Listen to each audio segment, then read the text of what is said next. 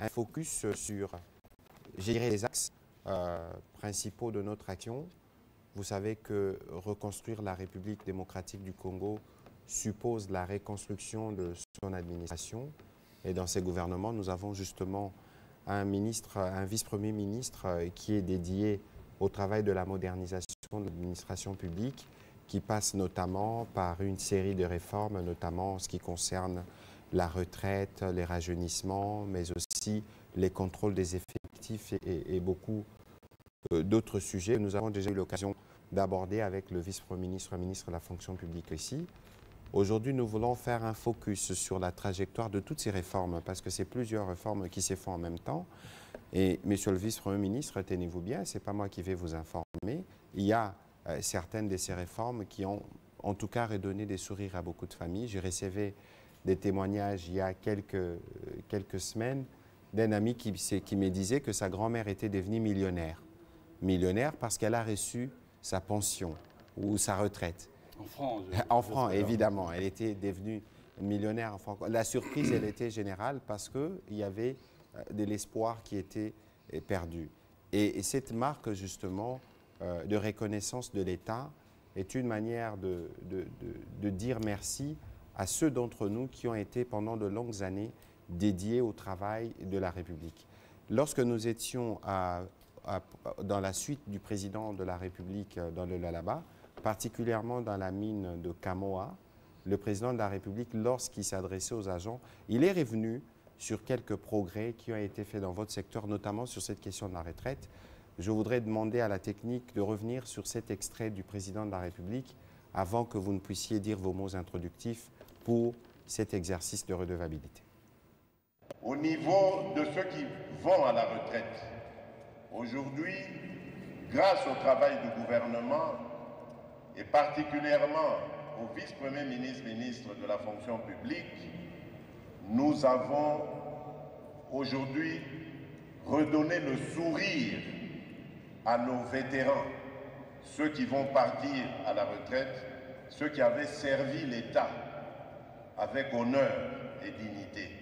Ils n'ont plus à craindre pour leur avenir, parce que nous avons commencé petit à petit à les rassurer en les prenant en charge pour leurs vieux jours.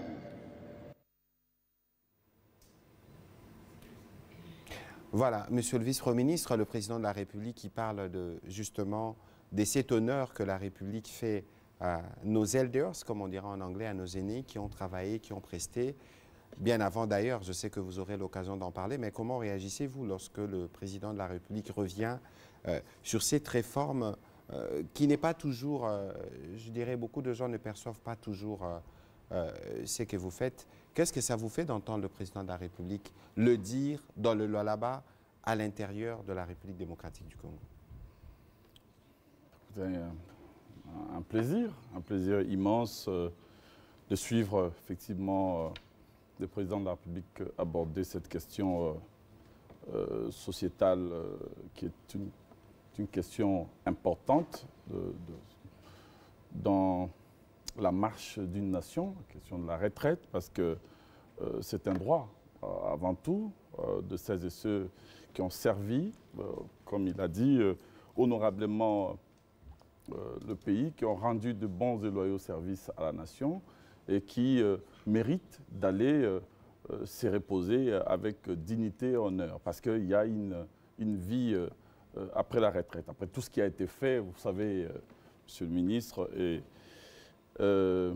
l'œuvre du président de la République lui-même, il l'a pensé, et puis avec le Premier ministre, nous avons agi pour la matérialisation de sa vision, et je pense qu'aujourd'hui, comme le chef de l'État l'a indiqué, nous sommes en train d'opérer une mutation sociétale fondamentale, parce que nous sommes en train d'inventer un système de sécurité sociale qui n'existait pas depuis 1960 en réalité. Il faut dire les choses comme elles sont.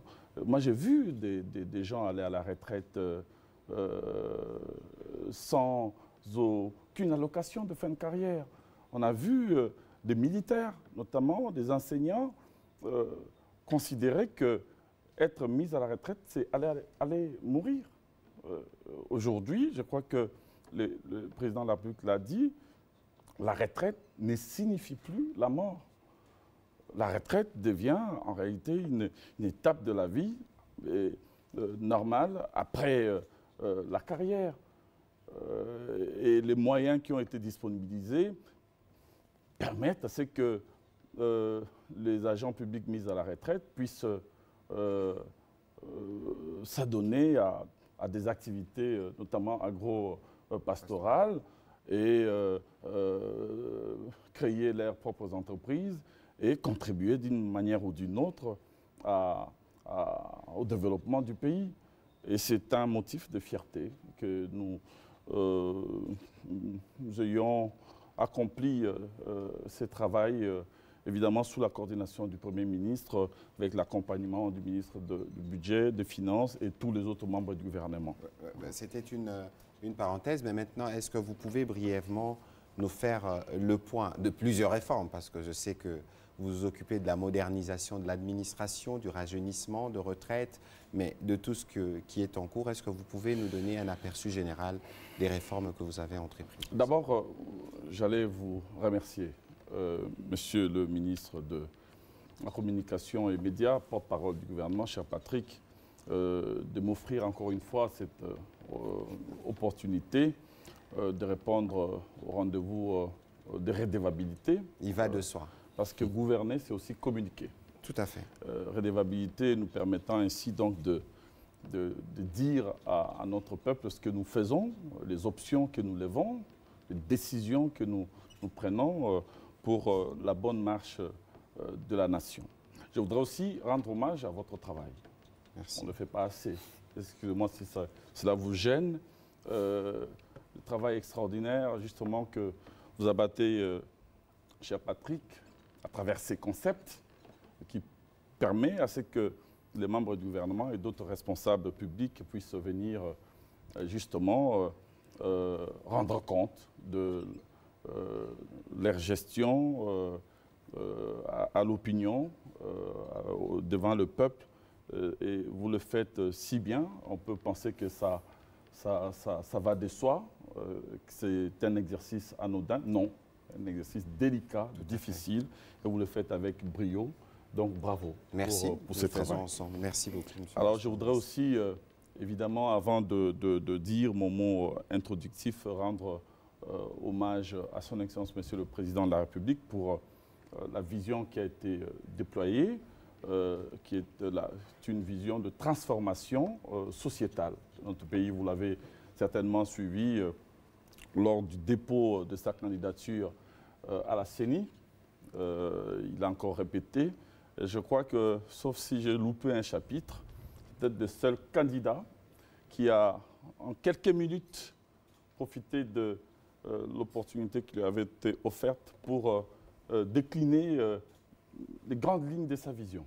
Moi, j'ai entendu d'autres candidats aussi crier, dire, décliner leur vision, qui peut être résumée à « Allez, nous voulons, moi je veux remplacer Félix Antoine Tshisekedi à la présidence de la République. » Et le président de la République lui aussi a crié sa vision. Et sa vision, c'est « Moi je veux poursuivre la transformation de la RDC ». C'est assez clivant et c'est assez juste. Mais le moment venu, le peuple tranchera. Et j'ose espérer en tout cas que ce sera un moment où chacun aura l'occasion d'entrer en profondeur de questions, parce que c'est un moment où on aura une bataille projet contre projet, vision contre vision, et le peuple, les Congolaises et les Congolais sauront véritablement qui est celui qui porte véritablement la vision qui peut permettre aux uns et aux autres d'espérer un Congo nouveau. Mais il y a une boutade habituelle ici au briefing, je dis souvent pour un peu taquiner les opposants, qui doivent quitter la périphérie. La périphérie, c'est justement venir dire, sans un contenu présenté, dire bon voilà, je veux remplacer le président Tshisekedi, mais vous allez remplacer le président pour faire quoi? Voilà. Et dans les devoirs à domicile qui est le leur, c'est de regarder justement tous les efforts que nous avons faits parce que notre point de sortie, s'ils arrivaient à nous remplacer, serait leur point de départ. Et donc, il y a un grand parcours qu'il faut faire et nous allons leur donner des éléments d'information dans les briefings de ce soir pour que sur les questions qui concernent l'administration publique, ils soient outillés pour savoir quelles seront les propositions contraires qui nous amèneront. C'est là tout le problème, monsieur le ministre, dans notre pays. Vous savez, moi, j'ai du mal, en tant que décideur, de fois d'avancer si je n'ai pas de contradicteurs. J'ai aussi besoin des propositions, des idées, des critiques émanant des opposants sur, par exemple, la question, on l'a dit ici, de la retraite. Ce sont des grandes questions sociétales. On ne peut pas avoir une classe politique qui ne débat pas sur ces questions-là, sur la question de la transformation de l'administration publique. Ce sont des questions fondamentales qui nécessitent des grands débats, mais là, bien souvent, on voit qu'il y a un vide dans les idées, dans les projets. Parce qu'ils sont dans la périphérie. Parce que, effectivement, c'est votre terme, et je crois que vous n'avez pas tout à fait tort. Voilà. Mais parce que nous sommes, nous, dans la profondeur, permettez-moi donc d'aborder très rapidement cette question de réforme donc, au sein de la fonction publique. Je n'ai pas l'intention de revenir sur le diagnostic qui a été fait précédemment lorsque nous étions ici même dans cette salle. Le diagnostic sur l'état des lieux, en tout cas l'état dans lequel nous avions trouvé l'administration publique en général, qui était dans une situation catastrophique, c'est le moins qu'on puisse dire, avec une illisibilité dans pratiquement toutes les branches, la non-maîtrise des effectifs, des agents, la retraite bloquée, rajeunissement impossible à opérer, dialogue social bloqué, les conditions de travail précaires, des conditions salariales évidemment qui étaient modiques, une hypermatérialisation et les règnes du papier comme si nous n'étions pas en plein 21e siècle, mais surtout la qualité du service public qui laissait à désirer. Aujourd'hui, face à tous ces maux, nous avons essayé effectivement de réserver des remèdes. Et je préfère, moi, dire ce qui a été fait pour que nous puissions avoir une idée exactement de perspective après d'avenir. D'abord, sur la question du front, parce que c'était une bataille, comme je l'ai dit, à multiples fronts, comme je l'ai dit souvent. Il y a d'abord le front de la maîtrise donc, des effectifs. Pour cela, nous avons lancé, par l'entremise d'ailleurs de son Excellence Monsieur le Premier ministre, l'identification biométrique des agents. Parce que nous avons pensé qu'en plein 21e siècle, il était ubuesque de ne pas être capable de maîtriser les effectifs au sein des administrations publiques. Et que l'outil moderne pouvant permettre à ce que nous puissions véritablement atteindre cet objectif, c'était le numérique. Et donc, nous avons lancé l'identification biométrique de tous les agents et fonctionnaires de l'État à travers le pays, avec comme option de ne pas laisser les agents venir vers la fonction publique, mais que c'est la fonction publique qui aille vers les agents et vers les services. D'abord à Kinshasa et à travers tout le pays. Et au moment où je vous parle, eh bien, les agents recenseurs et identificateurs sont en train de boucler ce travail. Je crois, j'ai eu encore les responsables de l'équipe de Mahagi, où il y a eu un agent qui a fait un accident. Salut de loin. Mahagi, Mambasa, et puis à Djougou, on est dans la province du Touri. On est en train de boucler ce travail qui permet à ce que nous puissions mettre à la disposition de chaque agent une carte de service biométrique. Aujourd'hui, tous les agents publics, notamment ici à Kinshasa, sont porteurs de leur carte de service biométrique avec QR code qui permet à ce que nous puissions éviter les irrégularités que nous avions connues par les passés, des doublons, des fictifs, de fonctionnaires détenant plusieurs numéros matricules, de faux numéros matricules par moment, de cumulards qui étaient dans 2, 3, 4, 5 administrations par moment. Eh bien, tout ceci est derrière nous parce que nous avons finalement réussi à asseoir les triptyques, un agent, un poste et un salaire. Et en même temps, nous avons tenu à réfixer les cadres et structures organiques de toutes les administrations publiques. Aujourd'hui, je crois sur 75 administrations, nous en avons déjà bouclé 50. Il nous reste 25. Et une conférence est prévue en novembre pour pratiquement boucler la boucle, afin de faire en sorte que ces cadres organiques puissent être assortis de référentiels des emplois, avec des effectifs maximaux à ne plus jamais dépasser. Et une autre mesure accompagne les deux opérations, c'est l'interdiction formelle d'aligner les NU, les nouvelles unités. Parce que c'est cette tendance qu'il y avait, où les secrétaires généraux, les responsables politiques, n'ont pas peur de le dire, avaient tendance à vouloir déverser à la fonction publique, sur base des recommandations et tout ça, eh bien, des membres de famille, des membres des partis politiques et autres, sans tenir compte des besoins réels, sans tenir compte des cadres organiques. Eh bien, ce chapitre sombre est terminé et ça nous permet aujourd'hui... plus de recommandations.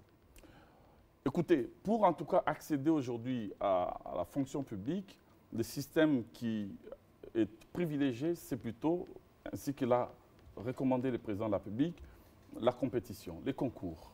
Donc c'est les rajeunissements compétitifs qui a été privilégiés.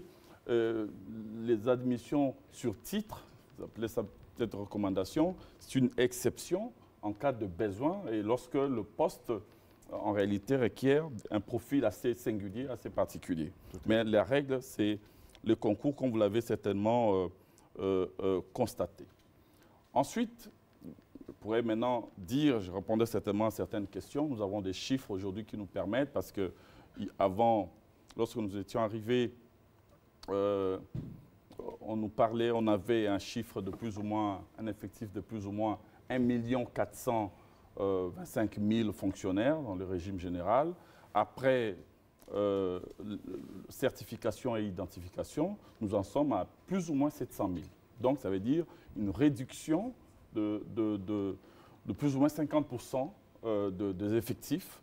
Et je crois que ça va certainement nous permettre de mieux gérer et de mieux maîtriser la masse salariale les années à venir. Ensuite, le deuxième front, c'était le front de la retraite et du rajeunissement, parce que c'est collé. Et là, je vais parler du blocage de la retraite. La retraite dans notre pays était bloquée depuis 40 ans. Pas un secret, pas un scoop, 40 ans. Si bien qu'il y a quelques années, plus ou moins 10 ans, la Banque mondiale avait décidé de venir nous épauler, nous aider à travers un projet, les PRAP, pour rajeunir l'administration publique en faisant partir donc les agents éligibles à la retraite. Après 8 ans de processus, 8 ans de processus de travail avec la Banque mondiale, nous avions réussi à l'époque à ne faire partir que 923. 923, c'était en 2017. Et aujourd'hui, nous, une année seulement, dans une année seulement de travail, avec la volonté qui a été exprimée par le président de la République, eh bien, nous avons réussi à faire partir 10 900 fonctionnaires à la retraite.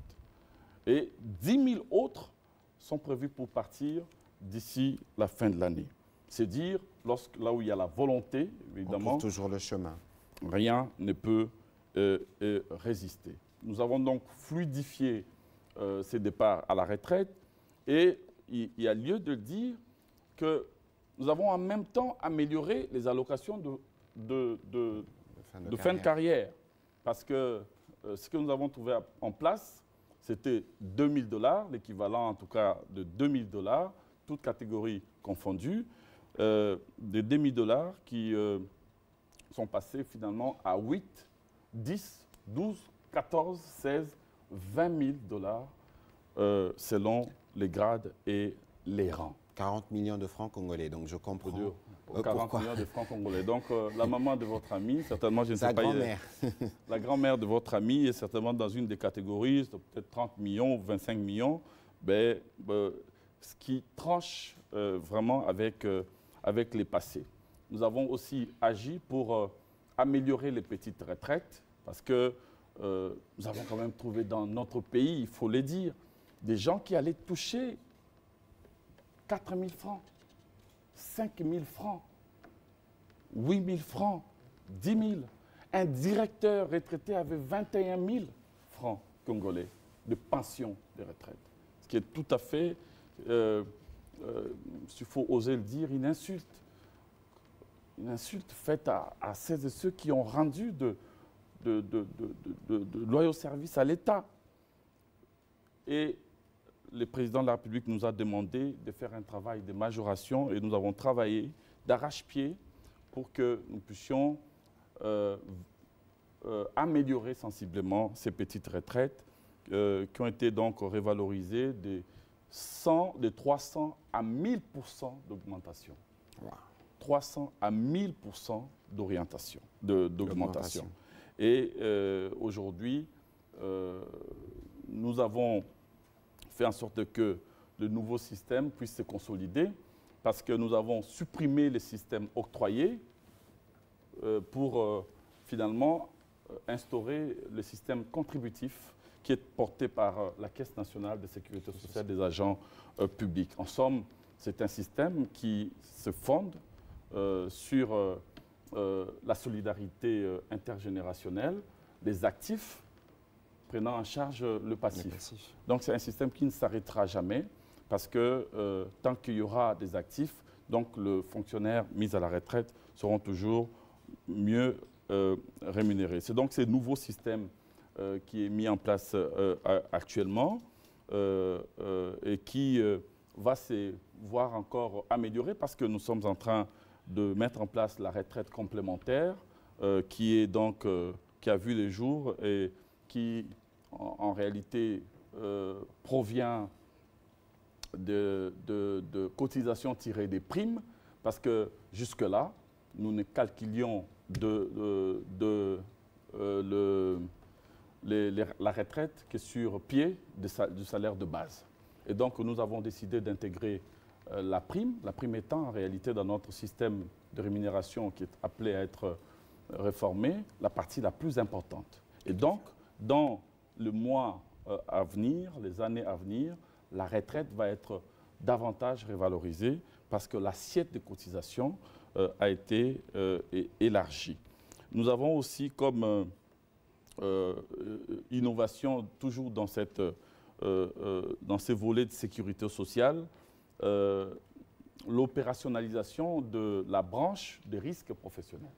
Jamais depuis 1960 dans notre pays, on a couvert les agents publics de cette branche de risques professionnels. En somme, aujourd'hui, un agent public, où qu'il se trouve, qui tombe malade ou qui a un accident du fait de l'accomplissement de sa mission, est pris en charge directement par la CENSAP, qu'il soit militaire, policier ou autre. Et un autre fait majeur, c'est surtout l'extension, parce que j'ai parlé des militaires, de la couverture à d'autres catégories qui étaient jusque-là exclues. Je parle ici des policiers, des militaires, des enseignants de l'EPST, des enseignants de l'ESU, mais aussi les magistrats qui seront adéquatement pris en charge par la Caisse nationale de sécurité sociale des agents. Et j'annonce d'ailleurs en scoop le fait que cette extension va se poursuivre dans le mois qui suivent avec l'intégration d'autres catégories politiques. Vous avez par exemple des conseillers de cabinet, des directeurs de cabinet, les membres du gouvernement, tiens, les membres du gouvernement qui, dans notre système de sécurité sociale, ne sont pas couverts. sécurité, ouais. Donc, des anciens membres du gouvernement aujourd'hui, il y en a qui les connaissent, il y en a qui vivent dans une certaine détresse sociale. Parce qu'ils ont longtemps travaillé comme membres du gouvernement, mais ils ne sont pas couverts. Et le président de la République nous a instruit de réfléchir sur un système qui va couvrir pratiquement tout le monde et qui va faire en sorte que personne ne soit laissé au bord du chemin. Et prochainement, c'est ce texte-là qui sera discuté en Conseil des ministres, puis au Parlement. Mettre à la retraite, c'est bien, mais il faut aussi donc rajeunir. Vous l'avez rappelé ici, Monsieur le ministre, nous sommes en train de travailler pour un rajeunissement qualitatif et compétitif de notre administration, notamment à travers l'ENA, à travers la formation. Nous allons muser sur la formation. Vous m'avez vu certainement en France, à l'ENA, qui est devenu l'INSP, et en Belgique, à l'Institut Egmont, avec ma collègue belge, pour renforcer les partenariats, notamment dans le volet formation initiale, avec des jeunes énarques qui vont dans des stages de professionnalisation, mais aussi formation continue, des agents, de fonctionnaires qui pressent déjà et qui devront bénéficier de modules de formation afin de voir leurs capacités être renforcées. L'idée étant d'avoir une administration publique forte qui soit au rendez-vous du rendement, au rendez-vous des résultats. Un autre front, évidemment, demeure celui d'améliorer les conditions socio-professionnelles de fonctionnaires, des agents et fonctionnaires de l'État. Nous avons sur ce terrain érigé le dialogue social comme une stratégie. Le Premier ministre revient souvent d'ailleurs sur ça. Comme l'unique moyen de garantir la paix sociale. Et le Premier ministre y tient, le Président de la République y tient. Il nous l'a dit plusieurs fois qu'il faut absolument agir pour que les partenaires sociaux soient considérés et que notre démocratie sociale puisse être vivifiée. Et c'est ce que nous faisons dans le cadre de commissions paritaires. Vous m'avez vu avec l'ESU, avec l'EPST, avec le ministre de l'EPST, avec le ministre de la Santé, mais aussi dans le cadre du régime général avec l'INAP et tous les autres ministres du budget, ministres des Finances, où nous discutons sur les différents problèmes que les agents et fonctionnaires rencontrent dans l'accomplissement de leur mission. Et de ces échanges, il y a beaucoup de progrès qui ont été réalisés, notamment sur le plan de l'inclusion salariale. Par exemple, il y a un terme, vous savez, les non-payés, c'est connu dans notre pays, les NP, on les appelle. Aujourd'hui, Monsieur le ministre, je peux vous dire que 135 000, en 2 ans seulement, 135 000 fonctionnaires ont été inscrits dans le fichier de la paie, qui n'étaient pas payés depuis toujours. Wow. Depuis 20 ans, 15 ans, parfois 30 ans sans salaire. Tout simplement parce qu'il n'y avait pas cette stratégie de programmation budgétaire avant leur recrutement. 135 000 mécanisations en 2 ans contre seulement 10 000 en 20 ans. En 20 ans avant nous, il y avait plus ou moins 10 000 mécanisations. 10 000 mécanisations en 20 ans. 20 ans. Et en 2 ans, nous allons avoir 135 000. Les chiffres parlent d'eux-mêmes. Il n'y a pas photo, il n'y a pas match, comme on dit, comme diraient les autres.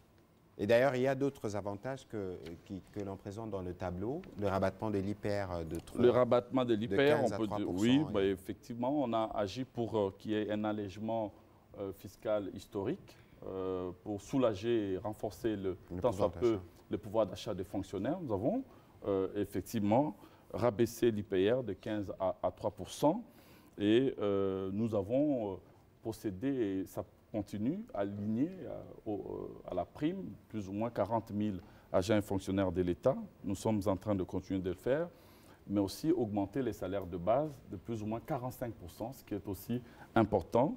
Je souligne ici, lorsqu'on parle du salaire de base, c'est une partie de la rémunération, parce que l'autre partie, c'est la prime. Et bien souvent, lorsqu'on dit un huissier doit atteindre des $100, il n'a pas que les $200, il y a aussi la prime à côté. Évidemment, le défi que nous avons, c'est la rationalisation de la prime pour que chaque fonctionnaire puisse y avoir droit, mais aussi faire en sorte que nous puissions, et c'est un défi que nous allons relever prochainement, réformer notre système de rémunération. Et nous avons pour cela aussi agi pour que nous puissions mieux gérer la carrière des agents avec les retours du système de cotation et d'évaluation des agents, des avancements en grade qui étaient bloqués. Il y a des agents qui ont fait 20 ans, 30 ans sans avancer en grade. Vous avez appris certainement que le chef de l'État venait de nommer de nouveaux directeurs. Le Premier ministre a nommé de nouveaux chefs de division, chefs de bureau avec confirmation de titularisation. Prochainement, nous allons faire le même exercice pour une promotion générale en grade. Et ça fait partie aussi de la vivacité de toute administration publique. Monsieur le vice-premier ministre, il faut commencer à atterrir dans votre Je vais atterrir. Vous savez, il y en a tellement évidemment, des choses de réformes. J'allais parler de la dématérialisation, parce que tout à l'heure, j'ai fait allusion à la hypermatérialisation. Notre ambition était de faire en sorte que nous puissions dématérialiser les démarches administratives. Aujourd'hui, chaque fonctionnaire de notre pays, parce que nous avons mis en place le portail de la fonction publique, je crois que vous l'avez suivi, chaque fonctionnaire dispose d'un espace dans ces portails où il peut faire ses démarches administratives. En dehors du fait que chaque Congolais peut aussi... Il dispose du portail, ça veut dire quoi, monsieur le vice-premier ministre, qui va derrière sa machine? Il va derrière sa machine, il tape son numéro matricule, pas seulement derrière sa machine, même avec son téléphone. On parle de fonction publique Nachombo. Tiens, vous vouliez la modernisation et l'innovation, vous l'avez. Donc, avec son téléphone, il peut entrer dans son espace et puis faire ses démarches administratives de Likasi, de Kisangani, de Kikwit, de Goma, de Bukavu. On n'a pas besoin de venir à Kinshasa. On peut tout simplement faire ses demandes, mise en congé, mise en disponibilité, connaître sa situation, imprimer son bulletin de paye ou alors faire une demande spécifique, eh bien, sans que forcément qu'on ait besoin d'écrire et d'utiliser les papiers. On veut mettre fin au règne du papier et faire en sorte que nous entrions aussi au siècle nouveau comme les autres administrations. Nous réformons en même temps aussi le cadre juridique de la fonction publique. Peut-être que nous y reviendrons parce que j'ai fait passer, comme vous étiez là certainement, 15 décrets dernièrement au Conseil des ministres qui actualisent les anciens décrets, mais qui aussi portent de nouvelles options, notamment l'érection, disons, l'avènement de la semaine anglaise. Parce que bientôt, nous allons, dès que le décret est signé, permettre à ce que les agents publics puissent disposer de l'air samedi pour les activités agro-pastorales, mais aussi d'autres mesures, notamment la mise en place du Conseil supérieur de la fonction publique et autres qui étaient prévues par la loi. Et surtout, et je vais chuter par là, la promotion du genre, je veux dire la féminisation de l'administration publique. Nous voulons faire en sorte que les femmes puissent avoir leur place au sein de nos administrations, dominées essentiellement par les hommes. Voilà. En tout cas, c'est l'une des questions sur lesquelles le président de la République travaille âprement, et ainsi que d'ailleurs, il a même ajouté, à part les femmes, que nous puissions travailler pour la place des personnes vivant avec handicap. Ça, ce sont des combats personnels du président de la République. Voilà, grosso modo. Il y en a encore, si vous voulez, non, merci. Je peux continuer. Mais je m'arrête peut-être là pour attendre certaines questions. Nous aurons certainement l'occasion de développer prochainement. Allons étape par étape. Voilà, il y a beaucoup de choses qui ont été faites. Nous n'aurons pas suffisamment de temps, ni ce soir, ni dans les jours qui restent avant la campagne électorale, de dire ce que nous faisons. Mais les Congolais qui ressentent les effets de notre action pourront eux-mêmes en témoigner le moment venu. On va commencer cette série de questions avec M. Martin Moudimbi.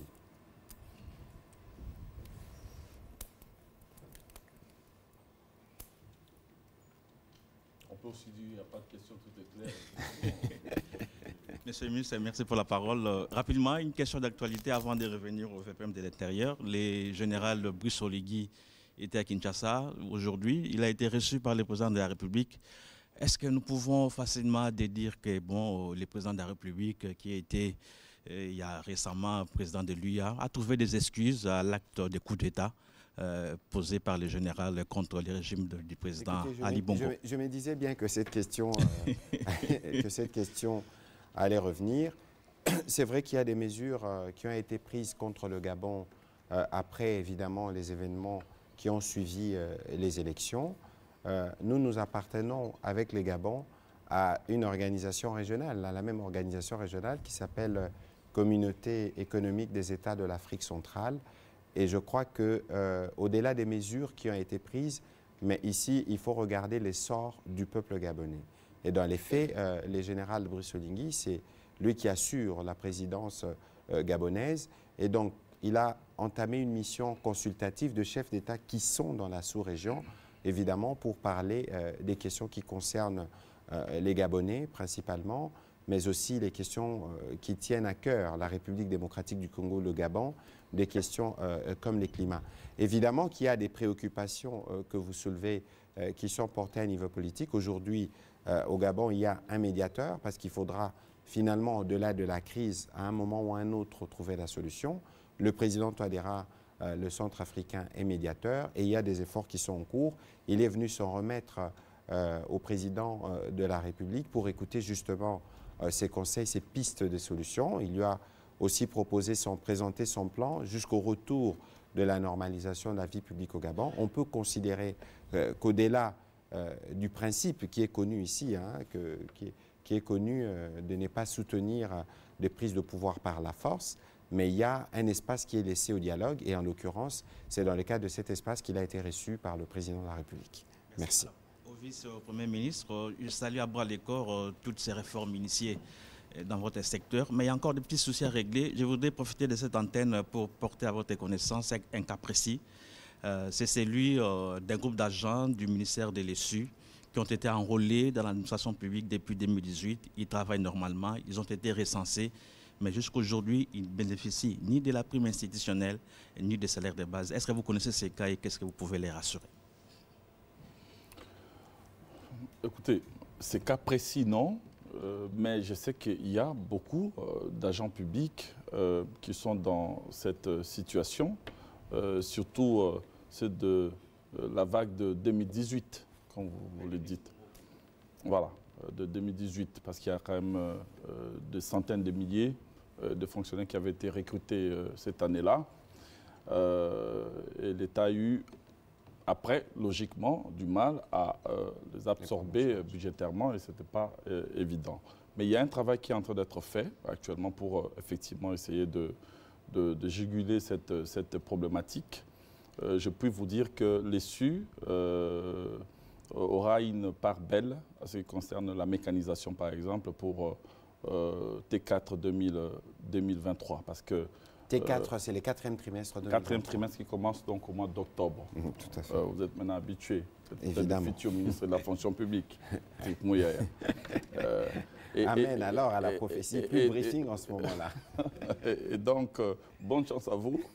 Et donc, le président de la République, ce n'est pas un scoop ici, parce que ça a déjà été dit, nous a instruit au regard de la persistance de ces problèmes, de tout faire, chercher des économies pour aligner un grand nombre de fonctionnaires au T3 et puis au T4.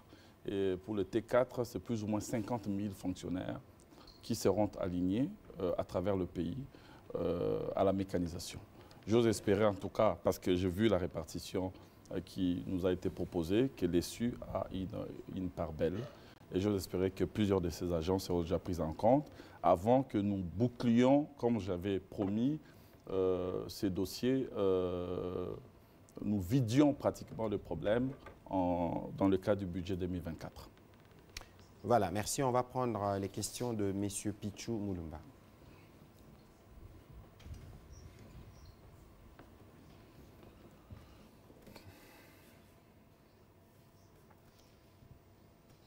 Merci pour la parole, Monsieur le ministre. J'ai deux petites préoccupations au VPM. J'ai noté qu'il y a une mutation sociétale fondamentale qui n'existait pas depuis 1960 en RDC au sein de l'administration publique. Mais justement, parler aujourd'hui de l'avenir de l'administration publique sous-tend la prise en compte de la jeunesse. En presque 3 ans du gouvernement Sama Lukonde, quel est le taux aujourd'hui du rajeunissement de l'administration publique? Parce que vous parlez des chiffres. La deuxième préoccupation, c'est que dans certains coins de la République, il y a des retraités qui n'ont jamais touché leurs frais de pension. Y a-t-il des dispositions prises pour qu'ils soient rétablis dans leurs droits? Merci, Monsieur Pichou Moulumba. D'abord, pour la jeunesse, je l'ai dit, je ne sais pas si vous avez bien suivi ce qui s'est passé. Nous sommes d'abord occupés de la question de la retraite. Parce que nous avons estimé qu'il ne fallait pas vendre le vent aux jeunes. Je peux décider de distribuer des numéros matricules aussi. Hein. Et puis les jeunes seront contents, mais sans affectation, sans salaire, en attendant que chacun se débrouille. Ce n'est pas notre approche. Notre option à nous, c'est d'identifier d'abord des postes vacants, budgétairement portés, prévus, avant de procéder au recrutement. Et c'est ce que nous avons fait. Nous avons recruté, nous étions ici, vous étiez là, présents si je ne m'abuse, lorsque nous avons lancé le recrutement des inspecteurs, des contrôleurs, des inspecteurs généraux du travail, aussi des contrôleurs, des agents administratifs. Le même travail a été fait pour la DGTCP au niveau du ministère des Finances. Nous l'avons fait pour le ministère du Numérique. Il est prévu aussi, d'ailleurs, le même processus de concours pour la jeunesse, l'aménagement du territoire, pour le ministère de personnes vivant avec handicap, pour plusieurs autres ministères. Et aujourd'hui, nous en sommes à plusieurs milliers de jeunes qui, effectivement, seront recrutés après cette vague-là. J'avais dit que nous allions procéder au remplacement d'un fonctionnaire sur 2, et ces principes demeurent, un fonctionnaire sur 2 partant à la retraite. Nous avons mis à la retraite 10 900 fonctionnaires, c'est plus ou moins 5 000 jeunes qui seront recrutés d'ici la fin de l'année. Ensuite, 10 000 fonctionnaires qui partiront en novembre-décembre 2023 seront remplacés en janvier-février par 5 000 autres jeunes. Voilà, ça se fera comme ça progressivement, mais les jeunes qui sont embauchés sont directement affectés et seront directement pris en charge sur le plan salarial. Et il n'y a pas de conflit des générations parce que bon, c'était l'une des préoccupations lorsqu'on suivait des programmes comme le FRAP, il y avait un programme de jeunes de l'administration, de programme des jeunes énarques. Donc, lorsqu'ils arrivaient, ils avaient déjà un statut et parfois, l'accueil n'était pas toujours de plus chaleureux. Voilà, on est en train de changer tout ça parce qu'effectivement, comme il y avait beaucoup de problèmes de précarité sur le plan salarial, évidemment que les jeunes énarques et les jeunes professionnels ne pouvaient qu'être mal vus par les autres qui, eux, n'avaient pas de traitement qui suivait. Aujourd'hui, nous sommes en train de faire un travail d'amélioration générale et de faire un maillage et même de permettre à ce que de vieux fonctionnaires, je l'ai dit, dans le cadre de la formation continue, puissent aussi s'y retrouver et voir leur niveau en termes de carrière évoluer. S'agissant des retraités, oui, ces problèmes se posent. Je l'ai appris. D'abord, il faut dire que 80% ou si pas plus de retraités ont reçu leur argent, leurs indemnités de fin de carrière et autres. Les problèmes se posent dans des zones à accès difficile, c'est vrai, je l'ai appris, mais je voudrais apaiser tous ceux qui sont concernés en disant que ceux qui n'ont pas encore reçu leur argent, parce que les salaires dans notre pays, la rémunération est bancarisée, ils n'ont pas de souci à se faire. nous sommes en train, j'ai mis en place une commission, j'ai envoyé des équipes dans chaque province pour aller répertorier les cas des retraités, de ces retraités-là. Le rapport m'a été fait donc la semaine dernière. Nous allons réengager tout simplement l'argent qui a été extourné par les banques pour que cette fois-ci, qu'il n'y ait plus de problème au niveau des banques concernées parce que c'était de mauvais logements financiers au niveau des banques. Une correction sera faite. Alors, s'agissant aussi de ceux qui n'ont pas encore leur pension, ils ont reçu leurs indemnités de fin de carrière, mais pas encore leur pension au niveau de la SENSAP, qu'ils sachent que dès que les démarches sont opérées, parce que beaucoup étaient à l'intérieur ou beaucoup étaient malades, beaucoup n'étaient pas là lorsque les agents de la SENSAP étaient sur place, eh bien, ils doivent passer voir s'inscrire au niveau des chefs de division fonction publique chargés des retraités pour que leur cas soit répertorié et envoyé à la SENSAP où ils percevront leur argent avec rappel. Si la notification a été faite en janvier et que jusqu'à présent, les concernés n'ont pas encore reçu sa rente ou sa pension, eh bien, qu'ils sachent la rente lui sera, la pension lui sera versée avec rappel, de janvier jusqu'à novembre. Donc, de ce point de vue-là aussi, qu'ils aient leur apaisement. Voilà, merci Monsieur le Vice-Premier ministre. Bon, l'heure file, nous aurons sûrement à grignoter une bonne dizaine de minutes avant le journal de la télévision nationale. On va prendre la question de M. Dieu merci Lusakumunu. Merci beaucoup, Monsieur le ministre, pour la parole. J'aimerais commencer par poser deux questions d'actualité au ministre porte-parole du gouvernement. Il circule une vidéo sur les réseaux sociaux où l'on voit les patrons du groupe des Patriotes au Wazalendo donner un ultimatum de 48 heures aux forces de l'EAC, faute de quoi ils seront frappés comme le sont aujourd'hui les terroristes du M23. Est-ce qu'au niveau du gouvernement, on ne perçoit pas que le mouvement au Wazalendo soit un problème ou soit une situation, un mouvement qui puisse devenir un problème à la longue quand on sait qu'il faudra les gérer après? Ils seront gérés dans le cadre de la nouvelle loi sur la réserve de l'armée ou ils pourront aussi quémander une certaine récompense? La seconde question, c'est en rapport avec les processus électoraux. Il y a une confusion autour de la publication, plutôt de l'affichage des listes des électeurs. La CENI avait promis d'afficher les listes des électeurs, mais en dernière minute, pour des raisons, dit-elle, logistiques, il y a une certaine confusion puisqu'il faut aller voir les préposés à l'affichage et il y a des critiques qui fusent à ces niveaux, notamment de la part de l'opposition et de certaines organisations de la société civile, entre autres la CIMOCEL, si je ne me trompe. Quelle est la réaction du gouvernement à ce sujet? Monsieur le ministre, le vice-premier ministre, félicitations pour tout le travail que vous avez abattu. Mais il y a quelque chose, des petites choses qui m'ont échappé. Vous dites que vous êtes parvenu à réduire des effectifs à 50% pour mieux maîtriser la masse salariale. Est-ce qu'aujourd'hui, on peut avoir l'effectif exact des fonctionnaires qui fonctionnent au niveau de l'administration publique? Merci. Alors, vous avez posé plusieurs questions en même temps. Je vais commencer par répondre à la question sur la CENI. Vous parlez de société civile. Cet après-midi, j'ai eu 2 heures de réunion avec Human Rights Watch, que vous connaissez tous. J'ai eu l'occasion de leur rappeler que notre engagement à la fois pour la protection et la promotion des droits de l'homme était d'abord une affaire de conviction. Je ne voudrais pas nous comparer à d'autres. Vous avez suivi quand la même structure a sorti un rapport, pour ne pas citer les Rwandais, où tous les signaux sont rouges parce que les droits de l'homme là-bas n'existent pas. J'y reviendrai. Dans la discussion que j'avais avec eux, ils ont soulevé cette question, justement. Et vous savez ce que j'ai fait? J'ai pris mon téléphone, j'ai posé la question au président de la CENI, qui se trouve être à l'étranger, et de là, il m'a rappelé. Il m'a donné, j'ai dit, Monsieur le Président, je vous mets sur haut-parleur.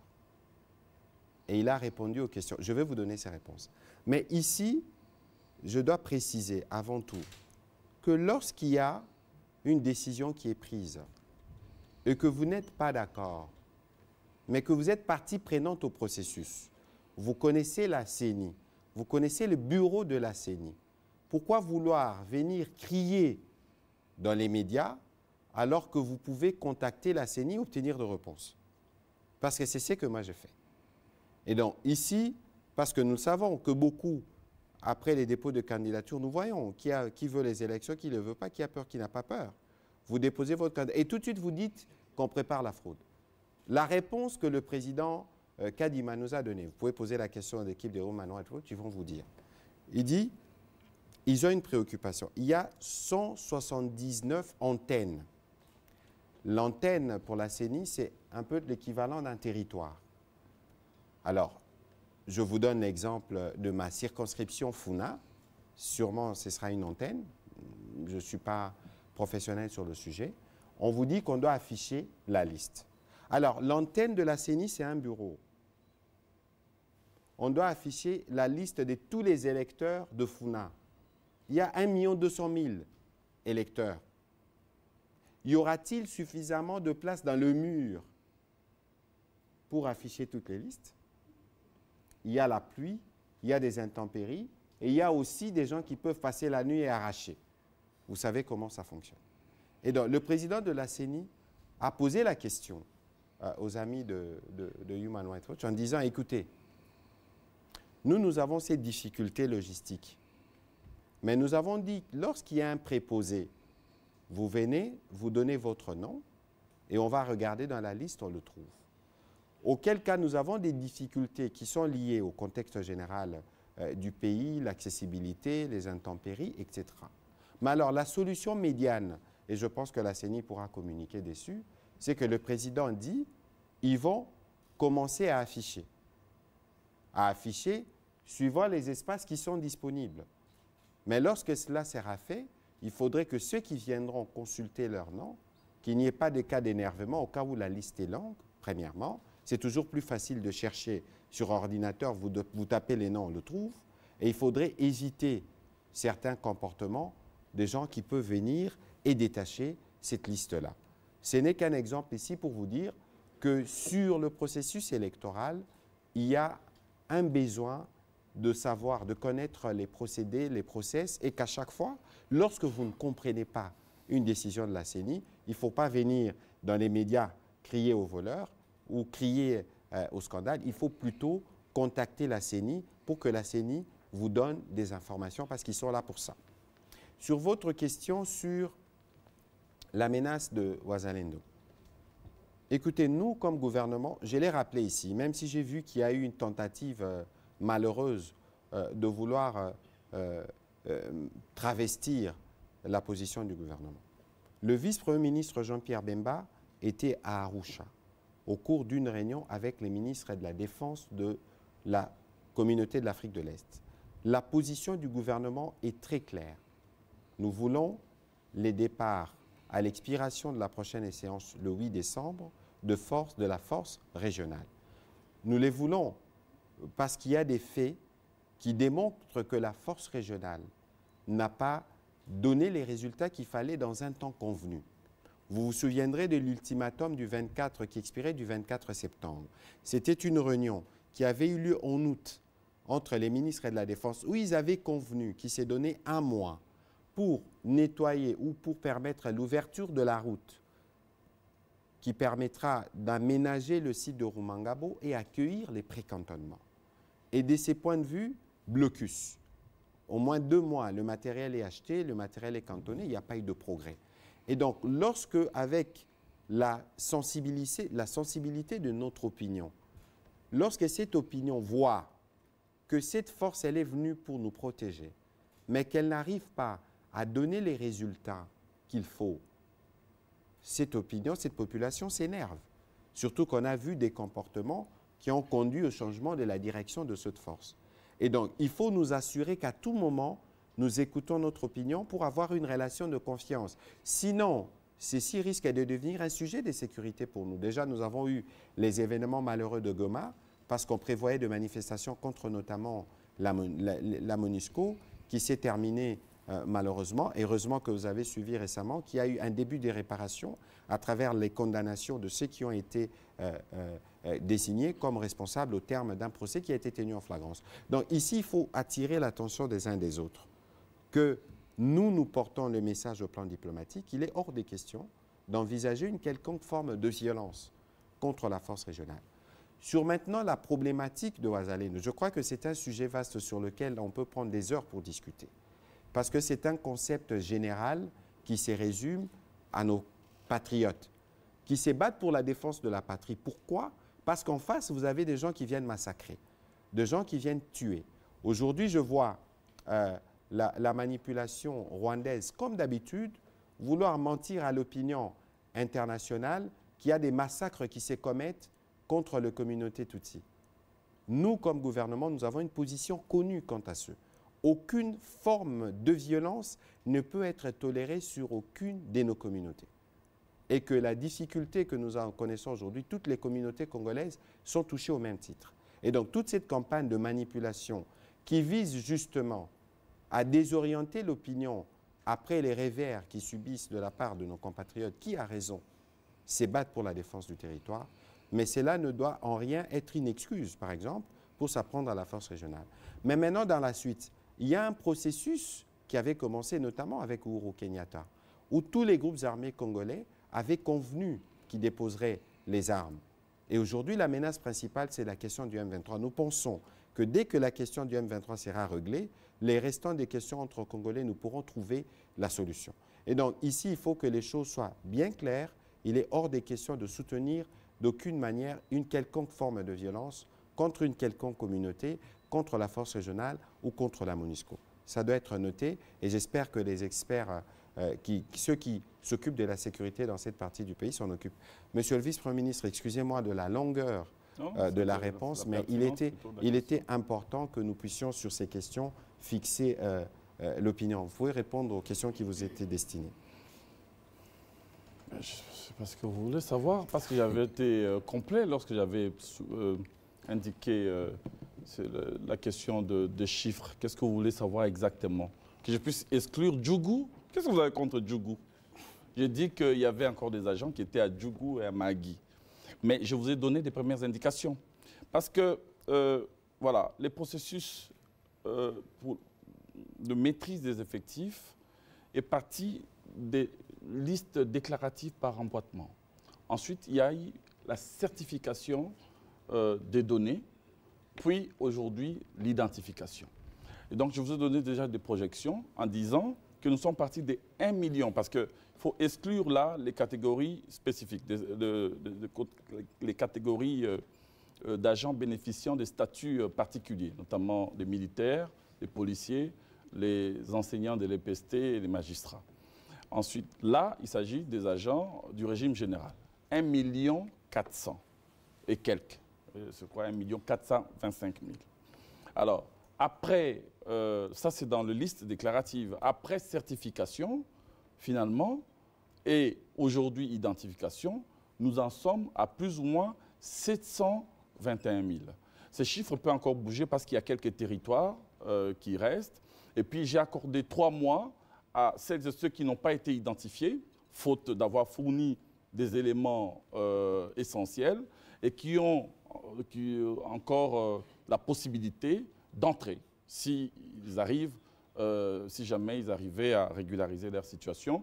Mais tout compte fait, nous n'allons pas dépasser 750 000. Vous voyez qu'avec la numérisation, avec l'identification biométrique, l'État a eu donc la possibilité d'avoir un fichier fiable qui va prochainement être globalement, comme je l'ai indiqué, budgétisé et éviter à ce que nous puissions avoir des cas irréguliers, éviter à ce que les fichiers soient corrompus. Mais vous savez, on peut numériser, on peut utiliser la biométrie, mais il y a les comportements de l'homme qui comptent. C'est pour cela que nous avons renforcé les systèmes par les cadres normatifs pour renforcer notamment les sanctions contre des responsables qui vont s'amuser encore à tricher et à aligner des NU et autres sans autorisation des autorités, sans observance des règles telles que nous allons les édicter. Mais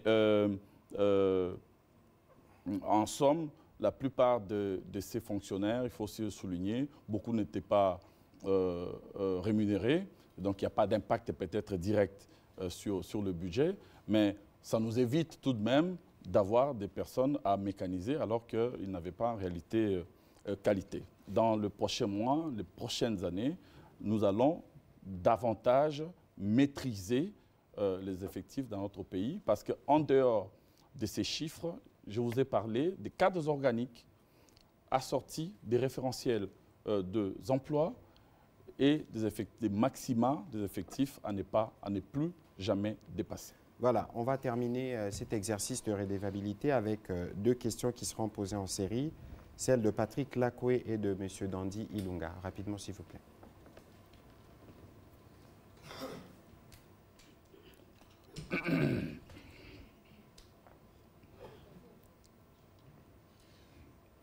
Merci, Excellence, pour la parole. Monsieur le vice-premier ministre, vous avez souligné ici les avancées en termes de réforme numérique de l'administration publique. Est-ce que les archives de l'administration publique sont numérisées et consultables? Et la deuxième préoccupation, c'est que aujourd'hui, en termes de pourcentage, quel est le taux que consomme dans le budget national l'administration publique? Merci. Voilà, Monsieur Patrice Boto. Monsieur le VPM, vous avez tout dit, sauf la convocation des élections syndicales à la fonction publique. Qu'en est-il? Merci. La dernière question. Merci beaucoup, Monsieur le ministre. La question va tout droit au vice-premier ministre, ministre de la fonction publique. J'ai mené quelques enquêtes dans votre secteur, d'où par rapport à votre dernière note circulaire au sujet des avancements en grade des agents et fonctionnaires de l'État. Mais au sein de votre secteur, il y a eu un peu quelques frustrations par rapport à la catégorie des agents ou des attachés d'administration deuxième classe qui ne sont pas pris en compte pour les faire monter en grade comme attachés d'administration de première classe. Donc, c'est les ATA D pour aller en ATA 1 qui ne sont pas pris en compte, mais il y a eu au moins réajustement de grades par rapport à ceux qui ont été nommés AG1, mais qui étaient licenciés. Donc, on ne sait pas pourquoi cette frustration et si nous pouvons avoir des éclaircissements à ce sujet. Merci, Monsieur le vice-premier ministre. Archives numérisées, les processus étaient en cours. Il faut dire que nous avons trouvé quand même des montagnes de papiers. Les papiers occupaient beaucoup plus de place que les meubles et les hommes dans le bureau des administrations. Donc ce que nous sommes en train de faire, c'est de numériser progressivement. C'est des papiers qui sont encore lisibles, hein, parce qu'il y en a qui ont été malheureusement pulvérisés. Mais nous sommes en train effectivement de numériser et surtout de faire en sorte que les actes actuels puissent automatiquement être numérisés par contre. Tout ce qui est arrêté, décret et autres sont numérisés automatiquement et sont consultables même par les grands publics si vous entrez dans le portail de la fonction publique. L'option a été élevée dans ce sens-là. Les taux de consommation sur le plan budgétaire, je ne saurais vous le dire. Vous parlez de 2023 ou 2024. On verra bien pour 2022, les taux est assez complexe. Vous savez, la fonction publique, ce n'est pas un secteur. Hein? Il ne faut pas regarder la fonction publique comme un secteur. Il est la fonction publique est non seulement transversale, c'est vraiment une sorte de point de jonction de toutes les institutions, de toutes les administrations. Tout à fait. Donc, par exemple, dans le secteur qui est de mon collègue ici présent, donc le secteur de la communication et médias, il y a une partie qui est évidemment administrative, l'administration du ministère de la Communication. Ce sont des fonctionnaires que je gère directement. Hein. Je le place sous sa direction, sous sa tutelle, mais ce sont mes agents, monsieur.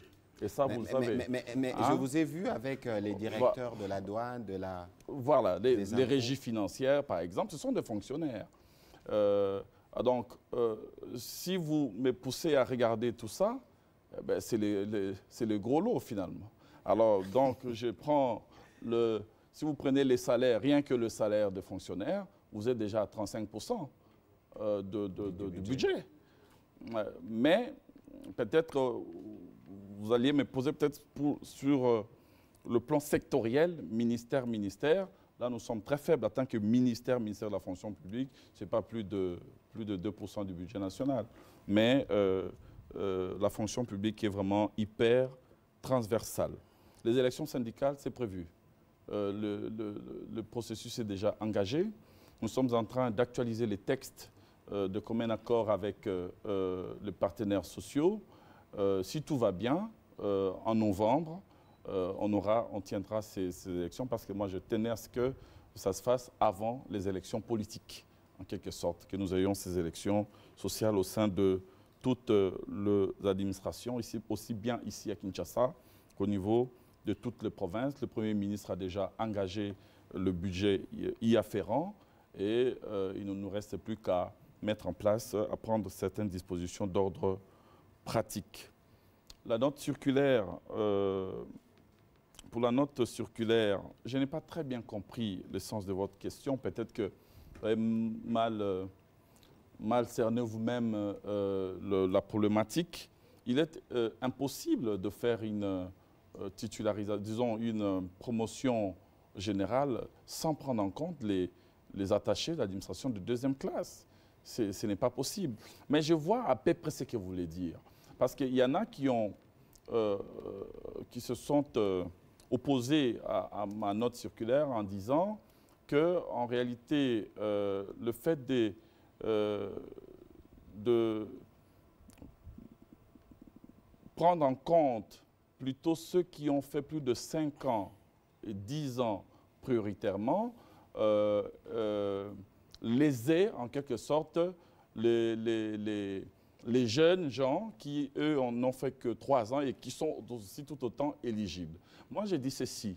Lorsque vous avez dans une administration des seniors, de vieux, des aînés qui longtemps sont restés sans avancement en grade, qui ont fait 10 ans, 15 ans, 20 ans, vous ne pouvez pas accepter tout de même, lorsque arrive le moment de promotion en grade, de faire monter les plus jeunes.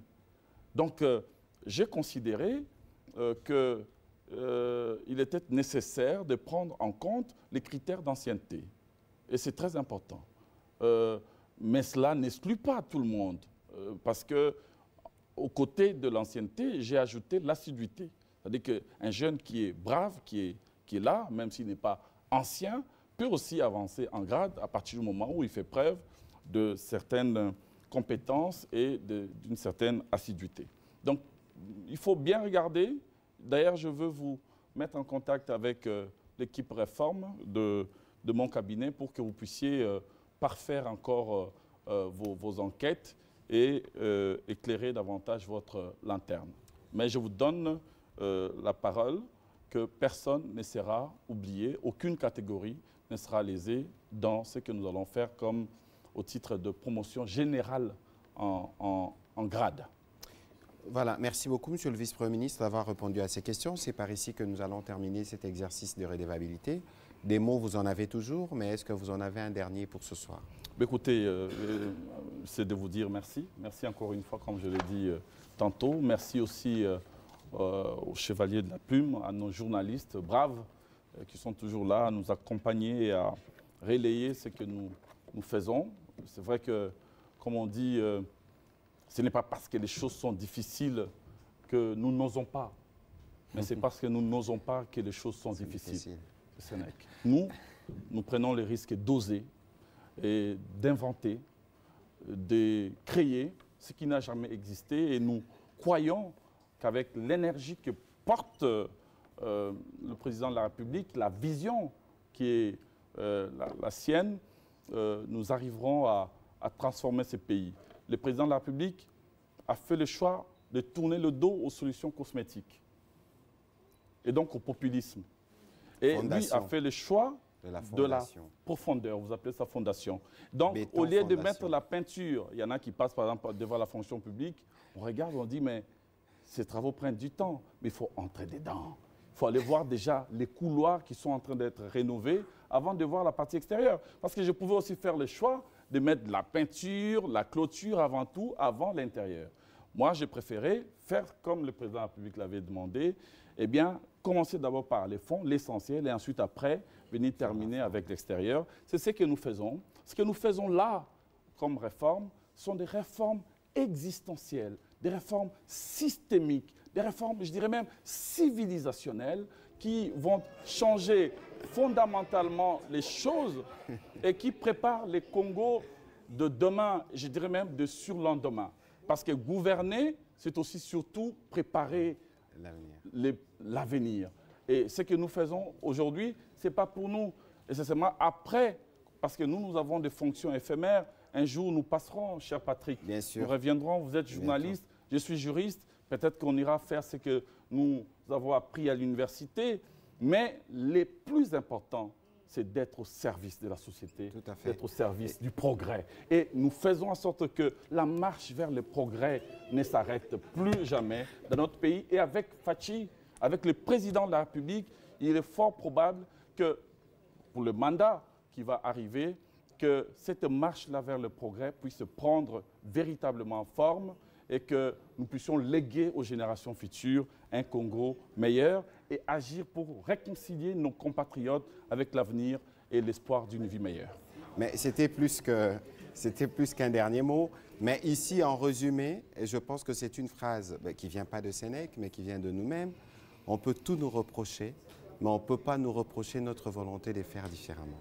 Voilà. Et donc, il faut considérer que lorsqu'on parle de changement de narratif, il y a évidemment un changement des narratifs qui sévit aujourd'hui dans toutes les administrations. Lorsqu'on parle de Fachi Béton, on parle de Fachi Fondation, c'est parce que la République est en train d'être reconstruite à la base. Nous étions avec les collègues de la santé il y a 2 jours ici. Il a dit depuis 60 ans, depuis l'indépendance, on n'a pas construit un seul hôpital moderne, mais aujourd'hui c'est en cours. Vous aviez dit ici, en 20 ans il y a eu 10 000, mais en 2 ans il y a eu 135 000. Et donc les chiffres veulent tout dire de la volonté politique portée par le président de la République et le Premier ministre et évidemment exécutée par les Warriors. Merci beaucoup et à une prochaine. J'allais peut-être vous aider à mieux conclure parce que vous avez tellement bien chuté. Parce que quelqu'un a dit un jour que les volontés les plus faibles se traduisent par les discours et les volontés les plus fortes par les actes. Alors, vous serez porte-parole du gouvernement, puisque vous m'avez prédit la fonction publique. Non. J'ai prie Dieu pour que vous soyez reconduit. Parce que vous le faites si bien. Merci beaucoup, bonne soirée.